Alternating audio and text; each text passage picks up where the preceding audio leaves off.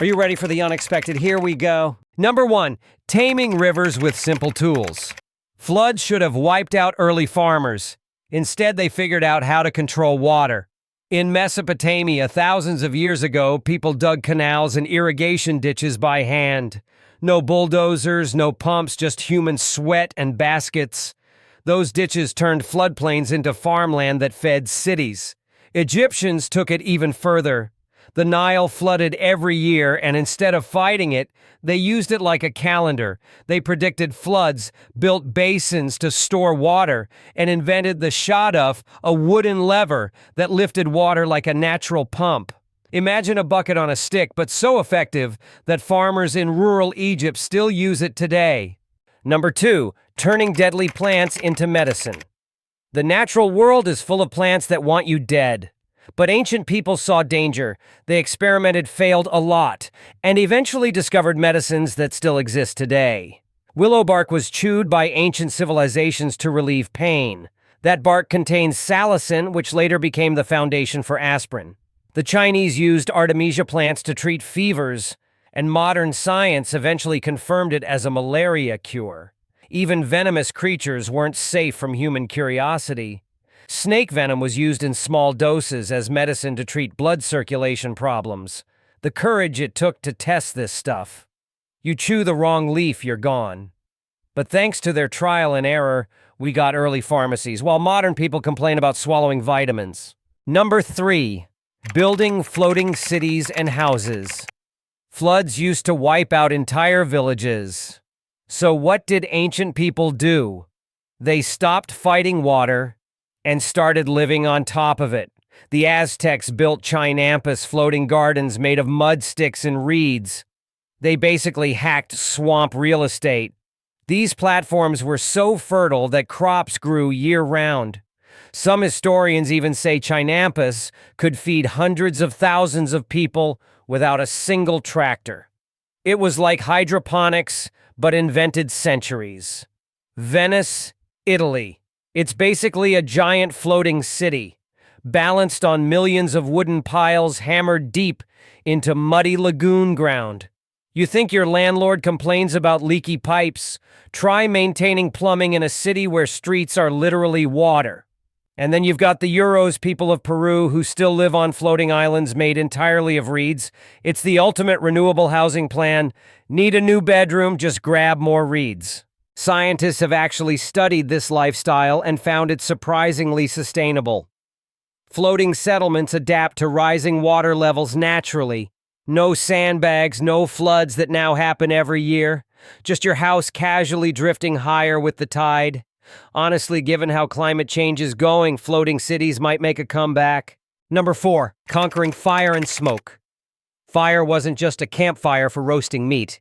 It completely rewired human evolution.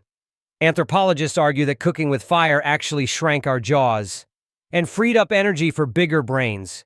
But humans didn't just stumble on fire, they mastered it. Evidence shows early Homo erectus carried embers from one site to another, like primitive USB drives for flames. Some groups learned to spark their own striking stones together or spinning sticks until friction did the job. The control of fire was so revolutionary that archaeologists call it one of humanity's first technologies. Beyond cooking, fire became agriculture's ancestor. Aboriginal Australians set controlled burns to create fresh grasslands, which attracted game animals. Native Americans burned prairies to recycle nutrients into the soil.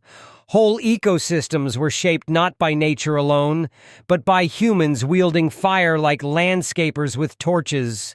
And smoke, that was genius-level thinking.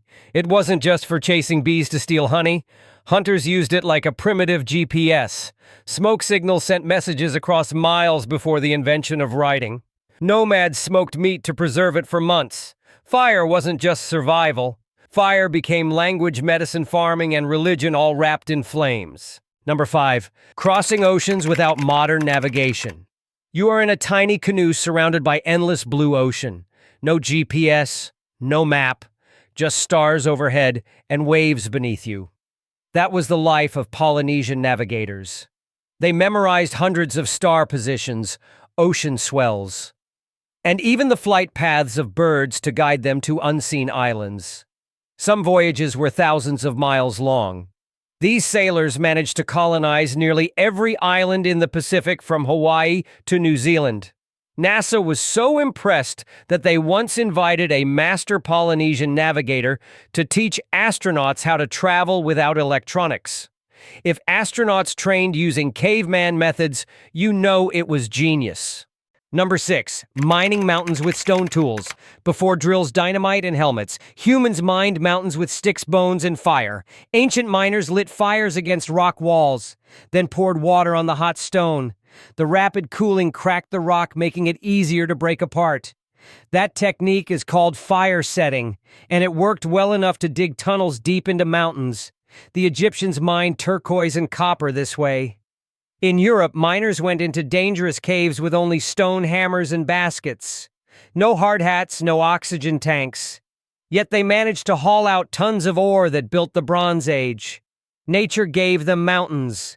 They cracked them open with patience and persistence. Number 7. Living in deserts that should have killed them.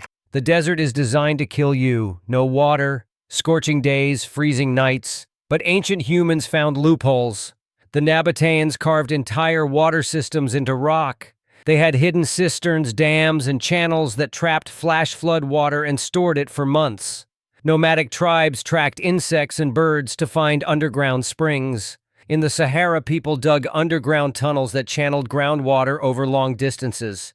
Imagine digging a tunnel for miles with only basic tools, just to bring water to your crops. That's persistence. Number 8. Harnessing wind and animal power. Before engines, humans borrowed energy from nature's giants, the wind and animals. The Persians built the earliest known windmills to grind grain. Farmers hitched oxen, donkeys, and camels to plows and carts. Even sled dogs in the Arctic became part of the survival plan, pulling loads across frozen wastelands. This wasn't just about convenience. It multiplied human strength. A single horse could replace dozens of workers. Windmills let entire villages grind grain without breaking their backs. Harnessing power gave them time to build farm and expand civilization. Number 9. Building monuments that laugh at time. We build skyscrapers today that crumble if maintenance stops. Ancient people built monuments that laugh at time itself. The pyramids of Giza are over 4,500 years old, still aligned to true north with uncanny precision. Roman aqueducts still carry water. The Inca fortress of Sacsayhuaman in Peru fits stone so tightly that you can't slide a credit card between them. And the walls have survived centuries of earthquakes. These weren't just vanity projects. They were proof that humans could bend stone geometry, and even earthquakes to their will. And they did it all without steel beams, cranes, or AutoCAD. Number 10. Turning natural disasters into survival lessons. Ancient people didn't just endure disasters, they learned from them. When volcanoes erupted, myths were born that warned future generations to stay away from certain mountains. In floodplains, oral traditions remembered great floods, which often matched real geological events. Pacific Islanders told stories about giant waves, effectively creating cultural memory of tsunamis, so descendants would know to run to higher ground. Every storm, every fire, every earthquake became data, passed down through myths, rituals, and traditions. Modern science calls it oral history. Back then it was life insurance. When you zoom out, ancient people weren't losing to nature. They were winning round after round. Rivers turned into irrigation systems. Poison plants became medicine. Deserts grew crops. Oceans became highways. Monuments outlasted empires. Today, nature hasn't gotten any softer, but we've gotten softer. The score might be humans 2, nature 0. But that's thanks to the grit, creativity, and stubbornness of our ancestors. They'd already be halfway through building shelter, storing food, and mapping the stars. Maybe the real genius isn't in our technology, it's in the survival skills we've forgotten.